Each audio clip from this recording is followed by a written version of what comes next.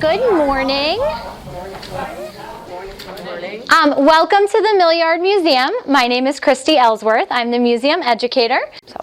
So we're going to cross the river. You can take the bridge or swim, whichever you would like. It's a little chilly today, so I will take the bridge. You were standing in the water. We can talk about what it was like to work in these mills. So like I said, the Amoskeag Manufacturing Company primarily made cotton about 470 miles every day. That's about 5 million yards a week. So they were producing massive amounts of fabric. And this all happened very, very quickly. It changed a lot of things. It changed the people that lived here. Because now people were coming from all over the world to work here. The Amoskeag was actively scouting out skilled laborers from Belgium to make lace, from Germany to run the machines, from Scotland to become gingham dyers. So they were changing the demographic of people here. They were changing the way that people lived. They were no longer farming. They were no longer self-sustaining. They were coming here, and every Thursday they were getting their paycheck.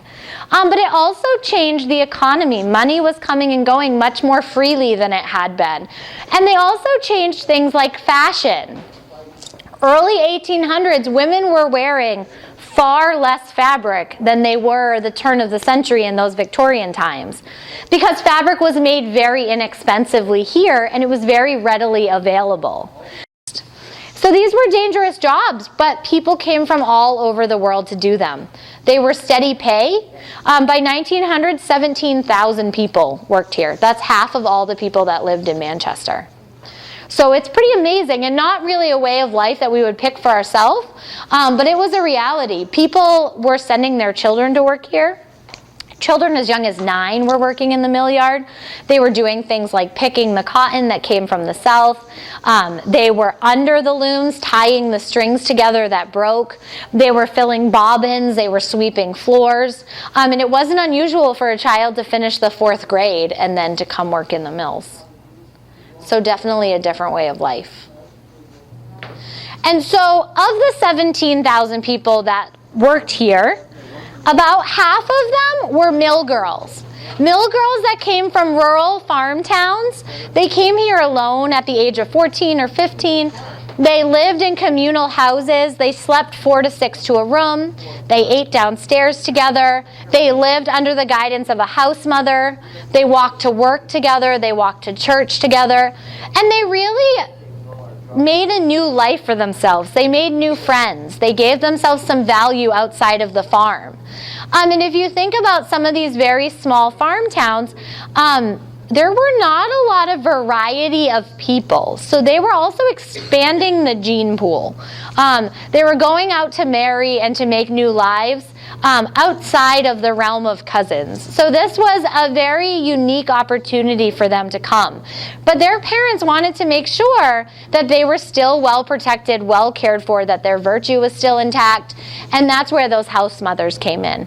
So the little brick buildings that you see all along the mill yard, many of those were mill girl housing.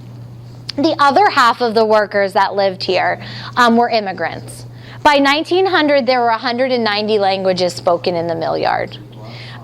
Groups of people stayed together. If you were from Canada and you spoke French, you probably lived on the west side and went to St. Marie's Church. You kept your money in St. Mary's Bank, which was the world's first credit union, specifically designed for Franco-Americans to put their money in. They didn't really trust anybody who didn't speak French. And keeping your money under your mattress is not a good investment choice. And so St. Mary's Credit Union was formed.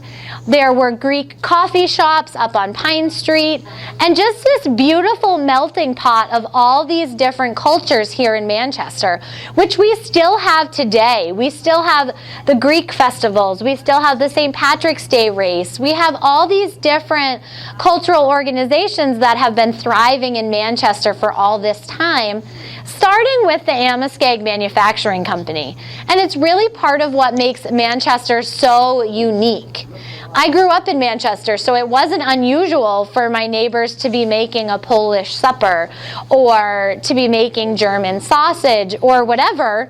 And it's really neat to grow up with all these different people doing different things and that being okay. And that was really the culture that the Amoskeag tried to invoke. They wanted to be what they called an industrial utopia. They wanted this to be a beautiful place for them to live, to work, to make friends. They wanted them to call their friends and their relatives from all over the world to come here.